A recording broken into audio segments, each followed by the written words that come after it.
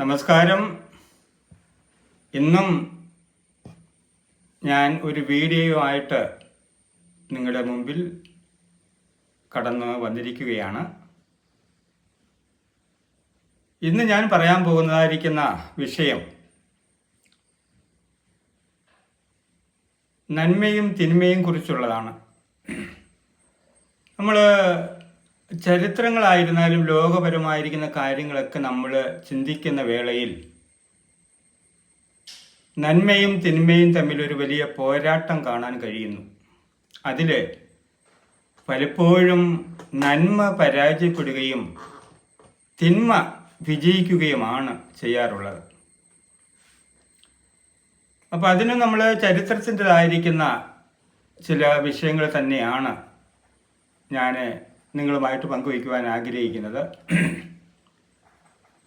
Indian ഭരണഘടനാ ശില്പിയായിരിക്കുന്ന doctor BR Ambedkar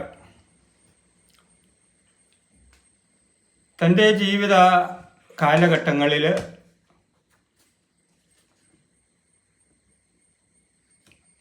നന്മയെ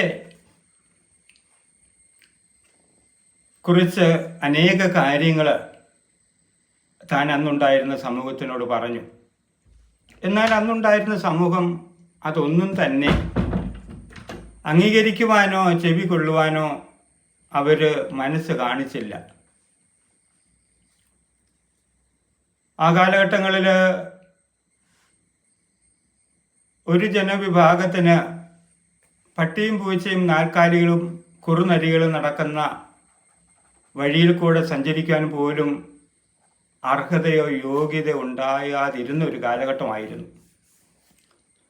അപ്പോൾ അത് അനീതിയാണെന്നും ഒരിക്കലും അങ്ങനെ ചെയ്തുകൂടാ എന്നൊക്കെ തൻ്റെതായിരുന്ന പ്രസംഗത്തിൽ കൂടെയും തൻ്റെതായിരിക്കുന്ന എഴുത്തിൽ കൂടെയൊക്കെ അന്നുണ്ടായിരുന്ന സമൂഹത്തിന് ബോധവൽക്കരിക്കുവാൻ വേണ്ടി താൻ ആഗ്രഹിച്ചിരുന്നു.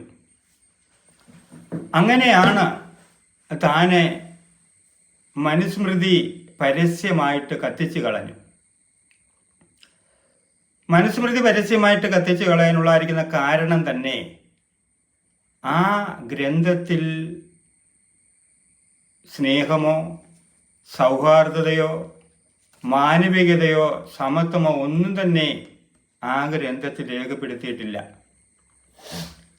അതിലായിരിക്കുന്ന കാതലായിരിക്കുന്ന വിഷയമെന്ന് പറയുമ്പോൾ ഒരു വിഭാഗം ജനത്തെ നികൃഷ്ട ജീവികളായി കാണുക, അവരെ എക്കാലത്തും അടിമയായി ഭരിക്കുക, അവരുടെ മേൽ കർത്തൃത്വം നടത്തി ഒരു മേലൂട്ട് ജാതി അല്ലെങ്കിൽ ഒരു സമ്പന്ന ജാതിയിൽ ഒരു വിഭാഗമായി തീരുക, മറ്റൊരു വിഭാഗം അടിമകളാക്കി തീരുക എന്നുള്ളതായിരുന്നു മനുസ്മൃതിയുടെ ആയിരിക്കുന്ന അജണ്ട. അതുകൊണ്ടാണ് താൻ പരസ്യമായിട്ട് മനുസ്മൃതി കത്തിച്ചു കളയാനിടയായി തീർന്നത്. അപ്പോൾ അതിന് ആ കാലഘട്ടങ്ങളിൽ വളരെ പ്രക്ഷോഭമുണ്ടായി. വളരെ പ്രക്ഷോഭം എന്ന് പറഞ്ഞു കഴിഞ്ഞാൽ ധാരാളം അക്രമങ്ങളും ഒക്കെ ഉണ്ടായി. പക്ഷെ അതിനൊന്നും താൻ പരാജയപ്പെടാതെ ആ നന്മയ്ക്ക് വേണ്ടി പോരാടി. അതുകൊണ്ട് ഒരു വലിയ നേട്ടം ഉണ്ടായി എങ്കിൽ തന്നെയും ഇന്നും പരാജയത്തിൻ്റെതായിരുന്ന പടുകുഴിയിലേക്ക് സഞ്ചരിക്കുന്ന ഒരു ജനവിഭാഗം ഇന്നും നമ്മുടെ ആയിരിക്കുന്ന രാജ്യത്തുണ്ട്.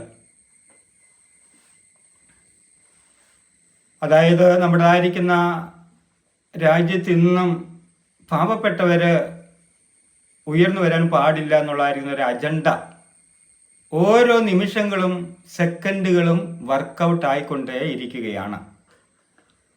അതെപ്പോഴാണ് നമുക്ക് ബോധ്യമാകുന്നത് എന്ന് ചോദിച്ചു കഴിഞ്ഞാൽ, കൂലിവേലകൾ ചെയ്ത് മാത്രം ജീവിക്കുമെന്ന് വിചാരിക്കുന്ന ഒരു വ്യക്തിക്ക് അത് ബോധ്യമാകത്തില്ല.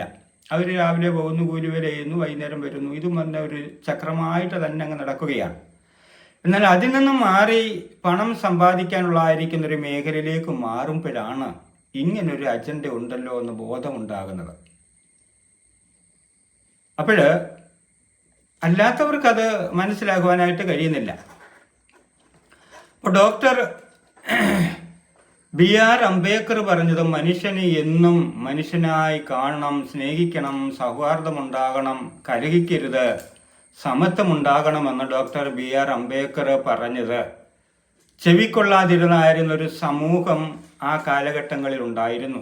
ഈ സമൂഹം നമ്മുടേതായിരിക്കുന്ന രാജ്യം വിട്ട് മറ്റു രാജ്യങ്ങളിലേക്കൊന്നും അവർ പോയില്ല.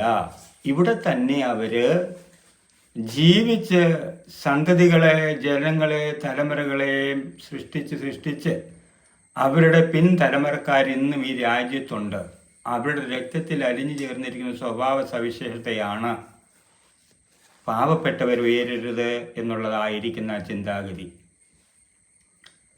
അപ്പോൾ ഇന്ന് നമ്മുടെ വർത്തമാന കാലഘട്ടത്തിലും അവരുടേതായിരിക്കുന്ന അജണ്ട വെളിപ്പെടുന്നതായിട്ട് നമുക്ക് മനസ്സിലാകുവാനായിട്ട് കഴിയുന്നുണ്ട്. നമുക്കറിയാം,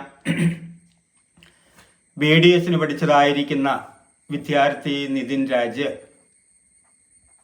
അദ്ദേഹത്തിന്റെ കൊലയാളിയായിരിക്കുന്ന MK റാമിനെ കഴിഞ്ഞ സമയം പിടിച്ചു എന്ന് ഒരു ചാനൽ മാത്രമാണ് രേഖപ്പെടുത്തിയത്. പിന്നെ ഒരു ചാനലും അദ്ദേഹത്തിൻ്റെതായിരിക്കുന്ന കാര്യങ്ങൾ ഒന്നും തന്നെ പറയുന്നില്ല. കാരണം എന്താ? MK റാം എന്ന് പറയുന്ന വ്യക്തി ഉന്നത കുലജാതനാണ്. അപ്പോഴ് ഇങ്ങനെ ഉന്നത കുലജാതനായിരിക്കുന്ന വ്യക്തികള് തെറ്റുകൾ ചെയ്താൽ അത് ചൂണ്ടിക്കാണിക്കാൻ ഇന്നും സമൂഹം അറയ്ക്കുകയാണ്. അപ്പോൾ ഞാൻ പറഞ്ഞു വന്നതായിരിക്കുന്ന കാര്യം, ഡോക്ടർ BR അംബേദ്കറുടേതായിരിക്കുന്ന കാലഘട്ടവും ഈ കാലഘട്ടവും തമ്മിൽ വലിയ വ്യത്യാസമൊന്നും തന്നെ ഞാൻ കാണുന്നില്ല. അപ്പോൾ എനിക്ക് പറയാനുള്ളതായിരിക്കുന്ന കാര്യം,